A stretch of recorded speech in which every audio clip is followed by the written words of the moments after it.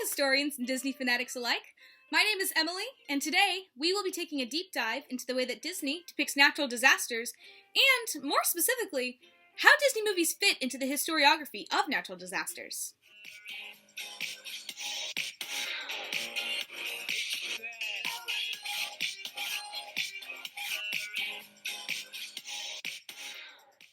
Disney films are said to have shaped generations upon generations through their heartfelt stories, impactful songs, and the ways that they depict different times and cultures.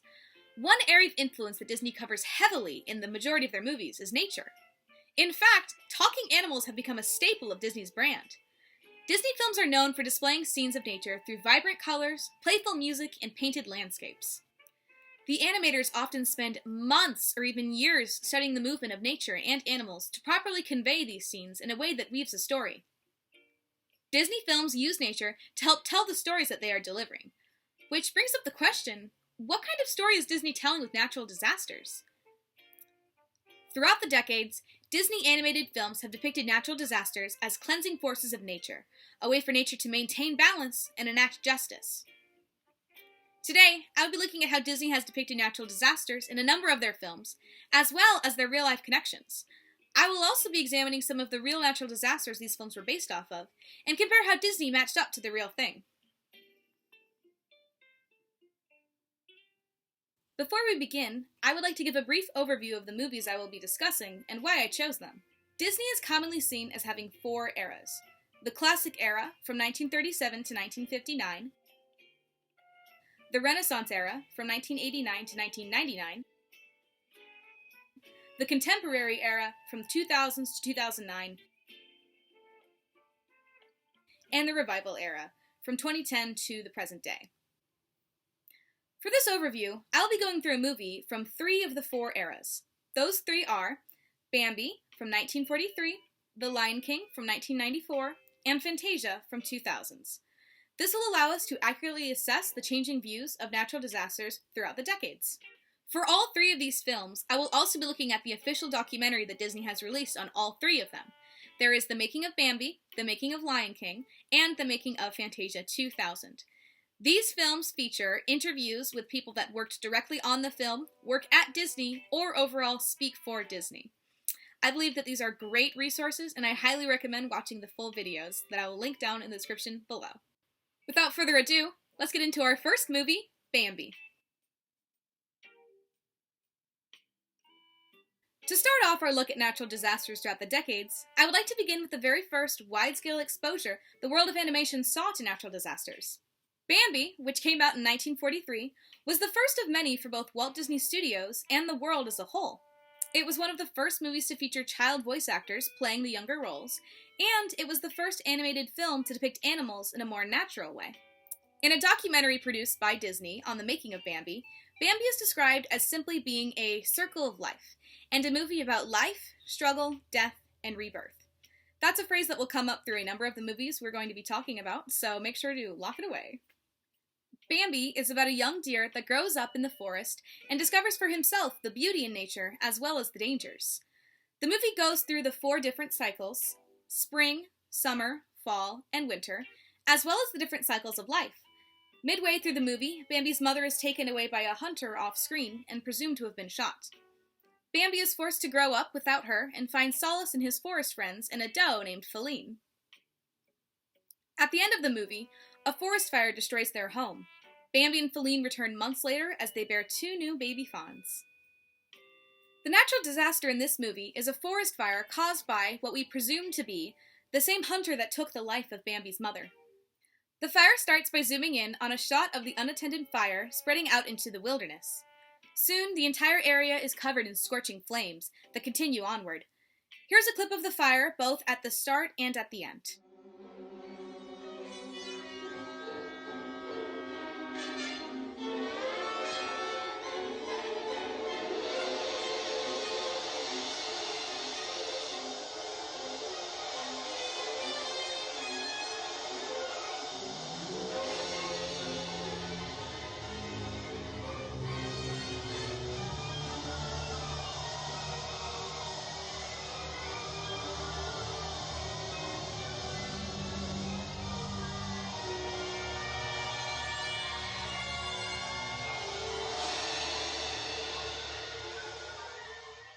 natural disaster in this movie is depicted as being an evil caused by the presence of man.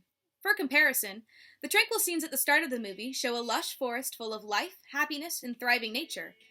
The fire shows animals fleeing from the trees and gathering across a large body of water to escape from the flames.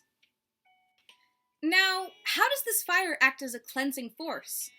Directly after the fire, the movie transitions to a few months later. Much like the start of the movie, the forest is filled with animals that are all eager to greet the new prince of the forest. Signs of the fire are visible, although they are largely ignored by the animals, and it repeats the scene from the very beginning in this very happy and playful way. Disney depicts not only a wildlife, but the period of restoration after. It completes the cycle of life, both for Bambi through the birth of his offspring, but also for nature, after having gone through a full year of birth, a wildfire, and then a period of restoration after. This depiction causes the fire to join the cycle of nature in the eyes of the viewer. One question I will be asking about all of these natural disasters is if they are truly natural, or if there is a more man-made component. So, was this natural disaster natural? No. Far from it, actually. The natural disaster was brought on by the main villain of this movie, man.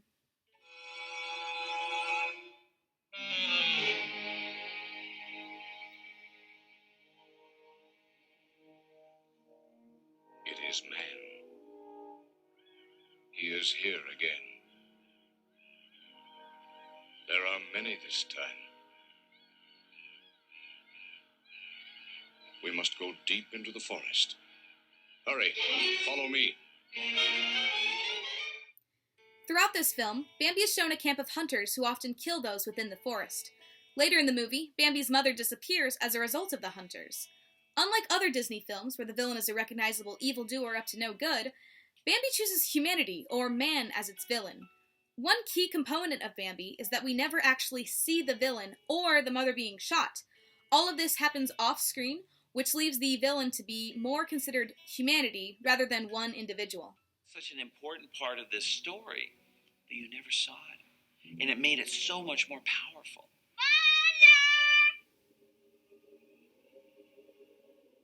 In fact, the second part of Disney's depiction of natural disasters comes through not only the movie, but rather Walt Disney's original intentions. Walt wanted to show the hunter burned to death by the forest fire that he inadvertently started. And he fiddled around with this for a long time. Now, we wouldn't show a boot and the charcoal all around it. In fact, I made the drawing for it. The hunter's boot and the charcoal and the charred tree behind them. But I don't know, they just eliminated that type of thing. It didn't go over. Even during the beginning of Disney movies as a whole, natural disasters were intended to enact justice on the imbalance of nature, man. The fire was supposed to erase the imbalance and end with the movie restored back to nature, as it was before the presence of man appeared. While Bambi was not based off of a specific wildfire, it did fit in well with the time period.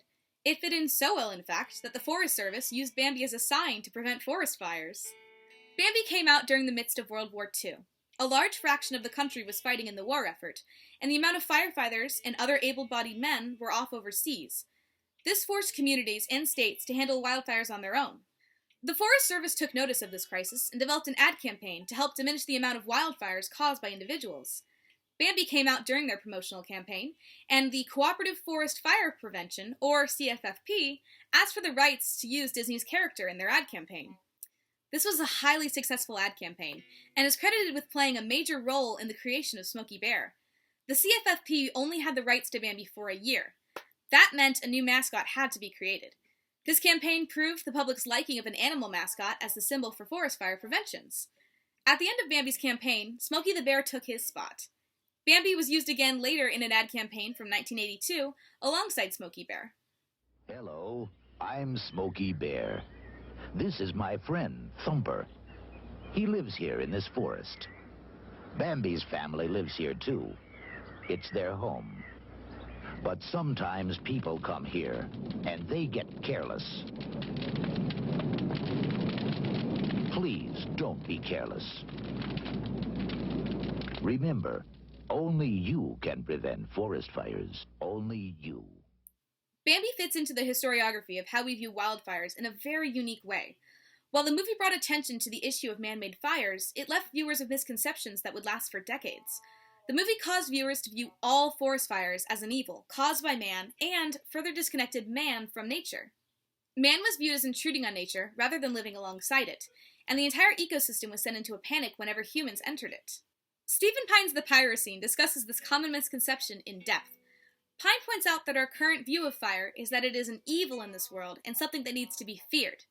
This is an incorrect assumption, but it is the most commonly accepted one. There are many different kinds of fire, and fire has been interacting with our world for millions of years. Nature depends on fire to rejuvenate and remove dead lumber. Pine refers to this fire as fire-dependent biomes, and they are as natural as can be. However, Bambi began a long age of humans both fearing fire and disconnecting with nature. The Bambi effect is a term coined by the idea that humans often view certain animals as being untouchable and pure, naive creatures. Humans are viewed as being separate from nature, rather than working with it. This very message was part of the original book that Bambi was based off of as well. While the fire ultimately ends up enacting justice and restoring balance, the question of what that imbalance was in the first place is left up to the viewer. Aaron M. White discusses these differences in a work titled The Wonderful Natural World of Disney, Dilemmas of Authenticity in Visual Culture About Nature. White looks into a number of Disney's documentaries and notes how early films were criticized for being unauthentic. The animals often seem to be displayed as following the Bambi effect, staged and seen as being naive to nature rather than working alongside it. White's article highlights the ways that Disney has strived to match the authenticity better nowadays, but still lacks the demonstration of the harsher realities within nature. Much like how Bambi fits into the historiography of nature, it also fits into the historiography of wildfires, as it informed a nation of the dangers of both man and fires can have on nature. It also played a critical role in the creation of Smokey Bear, which is an ad campaign that is still highly successful today. Much like how Bambi fits into the historiography of nature, it also fits into the historiography of wildfires, as it informed a nation of the dangers both man and fires can have on nature. The Smokey Bear campaigns backed this statement through their ads, and were only recently corrected in the 2000s. Our next movie is The Lion King, which came out in 1994. The Lion King came out during what is known as Disney's Renaissance period, and it is described by the producers at Disney as having used a lot of Bambi's themes and the messages in its movie. Both movies are a coming-of-age story, and both feature the death of a parent during adolescence.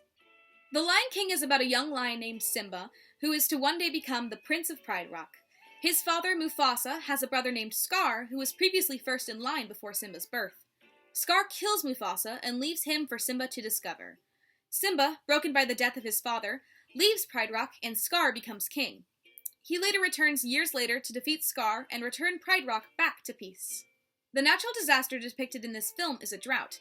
After Simba runs away from home, Scar's reign over Pride Rock results in a drought that lasts several years. The herds of animals leave Pride Rock and the amount of food diminishes greatly for the animals. Water is scarce and the ground is covered in animal bones and death. This depiction of a natural disaster is much more different than Bambi's, although it follows the same theme. An imbalance of nature makes itself present through the acts of killing Mufasa, and a natural disaster appears to return nature back to its order. After all, Simba only returns to Pride Rock after being told of the drought and Scar's rule. The two fight, and rain begins to fall immediately after Scar is killed.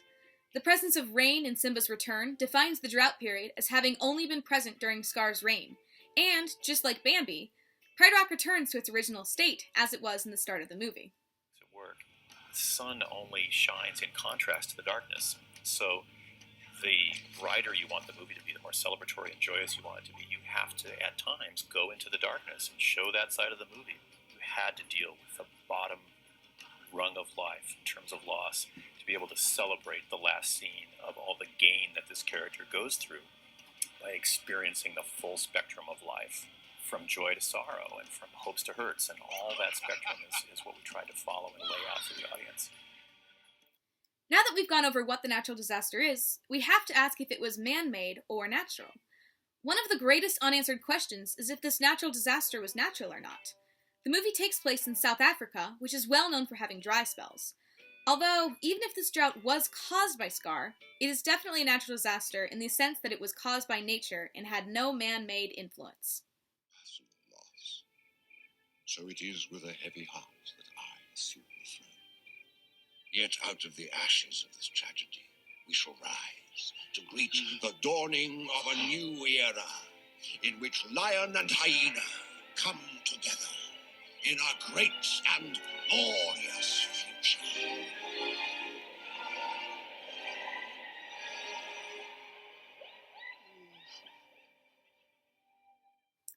The film ends with a recreation of the scene from Bambi. Pride Rockers return to how it was at the start of the movie, and the cycle of life continues onward. Unlike Bambi, the natural disaster in this film has less of an impact on audiences. The message of the circle of life and the depiction of Simba's story, however, continue to live in the hearts of many as the Broadway production soon came underway, as well as the sequel. While The Lion King focuses less on the natural disaster, it actually says more about the society that allowed for the disaster to happen. Compared to the real world, this is a common issue and one that we continue to suffer from today.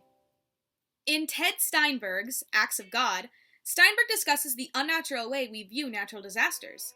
Instead of acknowledging the issues that went into allowing disasters to happen, people often referred to them as untouchable acts of God or nature, with no build-up or cause. It is because of this ignorance to the facts that the governments and systems of corruption that cause the natural disasters can continue. In The Lion King, the drought is brought on by Scar's ruling and the overpopulation of hyenas. From a historian's perspective, this shift in power could have led to the drought that lasted a little less than a decade. Scar's failure to address the needs of his citizens and the blatant ignoring of damage overhunting was doing on the population caused this balance in the ecosystem to shift and a natural disaster to occur. Justice is also enacted through the killing of Scar, as rain pours from the moment that he is killed.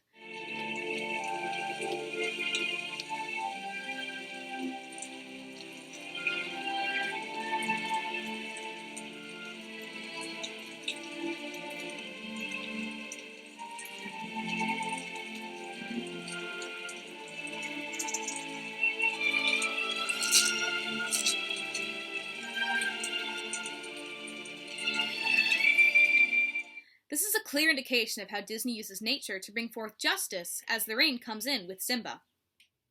While the real world is not as black and white as The Lion King, it does bring up a question of how the actions of a government or a large, massive form of pollution can have on a community.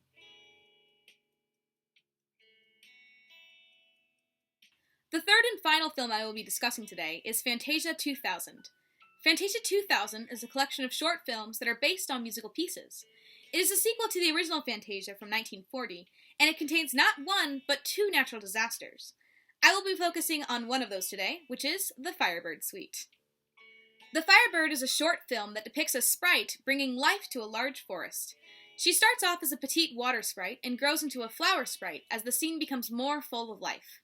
She stops once a rocky mountain refuses to grow green and climbs up it. Once inside, the mountain bursts into flames and a large wildfire is started by the eruption of a volcano. With the forest destroyed, the sprite slowly begins to rebuild it until she brings back life to both the forest and the mountain by the end of the short story.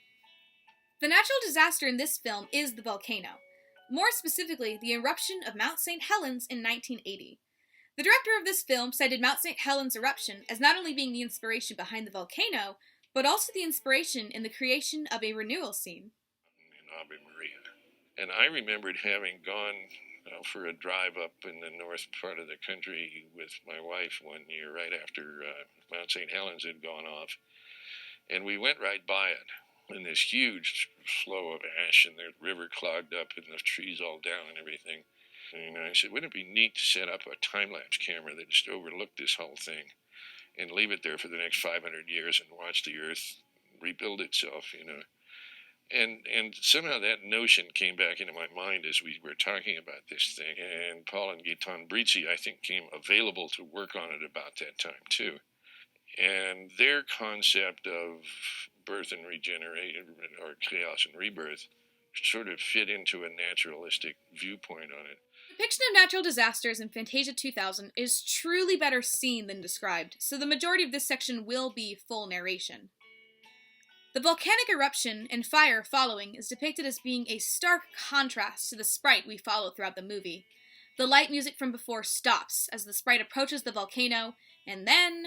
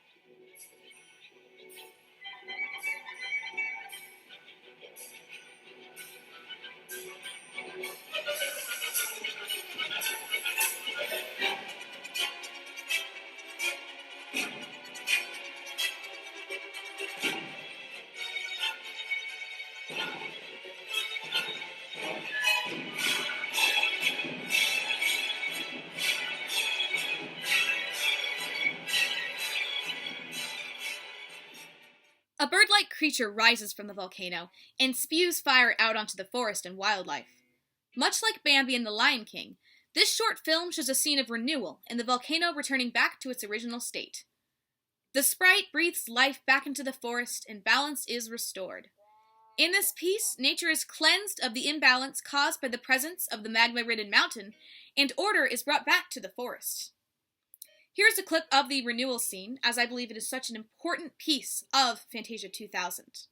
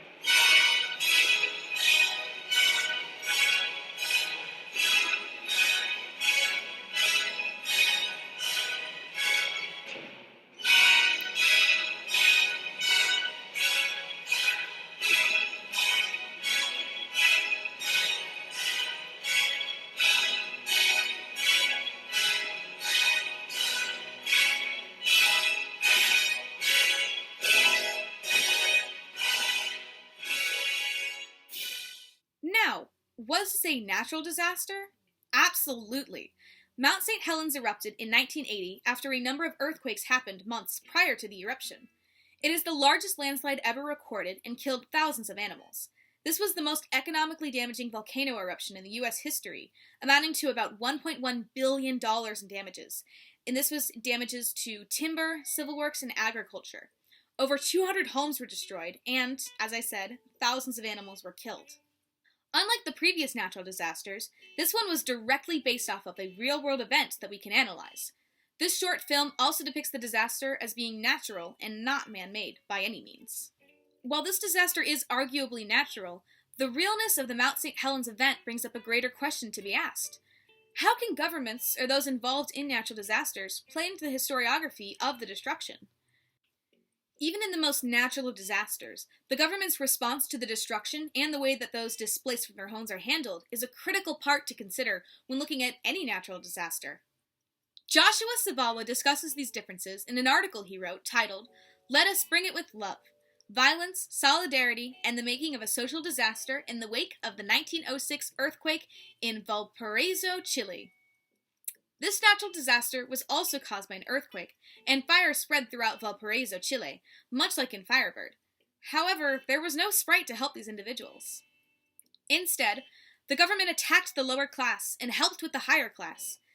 Executions and punishments were given to citizens trying to rebuild in the wake of the destruction, and ultimately, the disaster was used not as a way to enact justice, but rather to reinforce the gap between the elite class and the working class. The eruption of Mount St. Helens was dealt with in a much swifter manner than Chile's earthquake. $950 million in emergency funds were given to the relief cause, and outside help was enlisted all across the nation. The stark contrast between St. Helens' disaster relief and Chile's disaster relief begs to ask, how would Disney have animated a disaster in a less happily ever after ending, like the one in Chile?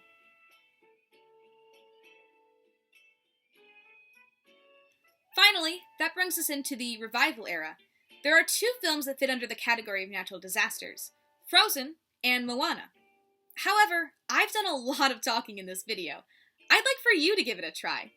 There's a checklist in the description below of how to compare these two films to the previous natural disasters. I highly encourage you to take some time and analyze these movies for yourself. I'll be making sure to respond to all of the comments below if you want to share your thoughts with me, as I do have a lot to talk about with these movies. When you're looking at one of these two films, or even both, ask yourself, how are natural disasters depicted in this film? Is this a naturally forming disaster, or a man-made one? Are natural disasters being depicted in a way that acts as a cleansing force of nature? And finally, is the natural disaster being used to enact justice of any kind? Let me know your thoughts in the comments below, and I will make sure to respond to as many as I can to let you know my own thoughts. In conclusion, Disney films use natural disasters to depict emotion, tell stories, and overall paint a message. While many studies have been done on the effects Disney movies have had on the working force, gender roles, and our view of the world as a whole, there is a lack of research on the ways it has shaped our views of natural disasters. Throughout the decades, Disney animated films have depicted natural disasters as cleansing forces of nature, a way for nature to maintain balance and enact justice. In Bambi, the wildfire restores the imbalance caused by the presence of man and enacts justice by burning down the camp of those who disrupted nature. In The Lion King, the drought period begins once an imbalance in leadership is displayed, and rain is restored once Simba is made king. In Fantasia 2000, the sprite restores nature in the wake of a natural disaster and grows to be twice as strong and lustrous than she was at the start of the short film. There are a number of other films that depict natural disasters in Disney films, and each of them have a different message to spread about the effects humans have on our world. Thank you for watching, and I hope you learned something new about the ways that films can be used to depict natural disasters. See ya!